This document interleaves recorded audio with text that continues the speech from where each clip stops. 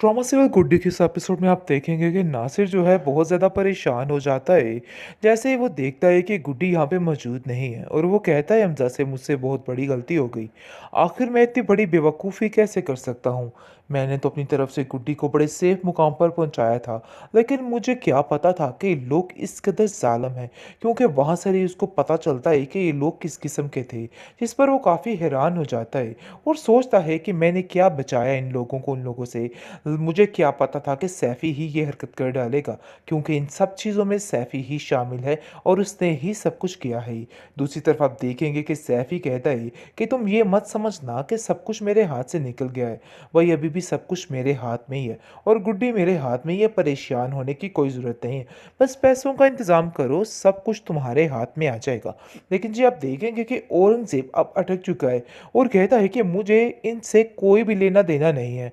मुझे पता है कि गुड्डी इसके हाथ में नहीं है और ये सारा फ्रॉड करे, इसके अलावा और कुछ भी नहीं कर रहा। गुड्डी जहाँ कहीं भी होगी वापस हमारे पास ही आएगी, क्योंकि उसका और कोई भी ठिकाना नहीं और वो जानती है कि कोई भी उसको अपने पास नहीं रखेगा। इसलिए मुझे पूरा पूरा यकीन है कि बहुत जल्द गुड्डी वापस आ जाएगी और अपनी सारी की गई गलती की गुनाह की माफ़ी मांग लेगी। लेकिन जी आप देखेंगे कि नासिर जो है वो काफ़ी परेशान हो चुका है, क्योंकि उसने गुड्डी की जिम्मेदारी ली थी पूरे तरीके से। लेकिन जैसे ही उसको अंदाज़ा हो जाता है कि नहीं भई, अरे ये क्या हो गया मुझसे, तो वो काफ़ी परेशान हो जाता है और सोचता है कि आखिर वो इतनी बड़ी कोताही कैसे कर सकता है? कैसे उसके साथ इतना बड़ा धोखा हो सकता है? मैं तो अपनी तरफ से उसको बड़े अच्छी जगह पे पहुँचा के आया था और मुझे ऐसा लगता था कि ये लोग उसका बहुत ज़्यादा ख़्याल रखेंगे। मुझे क्या पता था कि ये लोग उसका बुरा हश्र कर देंगे। मेरी बहन से भी ज़्यादा ज़ालिम लोग इस दुनिया में शामिल हैं। लेकिन जी आप देखेंगे कि सैफ़ी कहता है कि मुझे तो खुद कुछ समझ नहीं आ रही कि आखिर ये माजरा हुआ तो हुआ कैसे। आगे से नासिर उसको कहता है कि अब तुम अपनी खैर मनाना, क्योंकि तुम जो कुछ कर रहे हो मैं बड़े अच्छे तरीके से समझ गया और मुझे साफ साफ बताओ कि आखिर गुड्डी गई तो गई कहाँ। जिस पर वो कहता है कि अरे भाई अपने चचा के पास ही होगी, मुझे क्या पता वो कहाँ गई है। मुझे तो कुछ समझ नहीं आ रही तुम्हारी कि आखिर उस बच्ची के पीछे तुम्हारा दिमाग इतना क्यों फिर चुका है। जिस पर वो कहता है कि मैं अपनी बहन के इरादों से बड़े अच्छे तरीके से वाकिफ़ हूँ और मैं जानता हूँ कि वो लोग क्या करना चाहते हैं। इसलिए मैं सिर्फ़ और सिर्फ़ उसको उन लोगों से बचाना चाहता हूँ। इसलिए मैं ये सारा प्लान कर रहा हूँ और मैं कभी भी ये मामला को रफ़ा-दफ़ा नहीं करूँगा, बल्कि हमेशा उस बच्ची का साथ दूँगा। बातों को मानना पड़ेगा, वरना मसला काफ़ी ख़राब हो जाएगा। इसलिए बेहतर यही है कि अभी मैं जैसा कर रही हूँ, मुझे वैसा ही करने दीजिए, वरना कल-कला मसला काफ़ी बढ़ जाएगा। हालत ख़राब तो इन लोगों की होने वाली है और इन लोगों को तो अंदाज़ा ही नहीं कि आखिर क्या होगा और क्या नहीं होगा। ये तो बड़े ठाठ-बाट से अभी भी चल रहे हैं और वो ऐसा महसूस करवा रहे हैं कि जैसे कुछ हुआ ही नहीं। लेकिन अब जाकर इन लोगों को आइडिया हो जाएगा कि इन लोगों के लिए खतरा कितना बढ़ चुका है और इन लोगों का क्या हश्र होने वाला है। बहुत जल्द हर चीज़ मंजर आम पर आ जाएगी और हर चीज़ ख़त्म हो जाएगी, क्योंकि अब गुड्डी जो है वो अपनी मंजिल मकसूद तक पहुंच जाएगी और सब कुछ उसके हाथ में भी आ जाएगा। इस चीज़ का अंदाज़ा अभी नहीं हो रहा किसी को, लेकिन बहुत जल्द गुड्डी अपने ठिकाने यानी कि अपनी खाला के पास चली जाएगी और सारे मामलात सुधर जाएंगे, क्योंकि हमज़ा भी काफ़ी परेशान था गुड्डी की वजह से। वो उसकी ये हालत देख के काफ़ी बिलबिला बिलबिला कर रो रहा था। लेकिन अनकरीब गुड्डी की ज़िंदगी आसान होने जा रही है। जैसा कि आपने देखा है कि नासिर गुड्डी की मदद के लिए निकल चुका है, लेकिन काफ़ी बेचैन, काफ़ी बेकरार नज़र आ रहा है, क्योंकि उसको ऐसा लग रहा है कि बहुत कुछ गलत हो चुका है। लेकिन फिर भी बेचारा खामोशी से हिम्मत हारे बगैर वहाँ से निकल पड़ता है। लेकिन जी आप देखेंगे कि जैसे ही वो लोग यहाँ पे पहुँचते हैं तो उसको कुछ दिखाई नहीं देता। ये देख के काफ़ी हैरान परेशान हो जाता है और कहता है कि आखिर कोई ऐसा कैसे कर सकता है, इतना बड़ा जुल्म कोई कैसे कमा सकता है। मुझे तो यकीन ही नहीं आ रहा, इतनी घटिया हरकत किसने की है, यानी कि कैसे ये लोग इतने जालिम हो सकते हैं।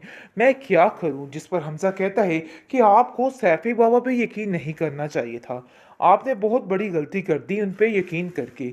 लेकिन जी आप देखेंगे कि वो बहुत ज़्यादा घबरा चुके हैं।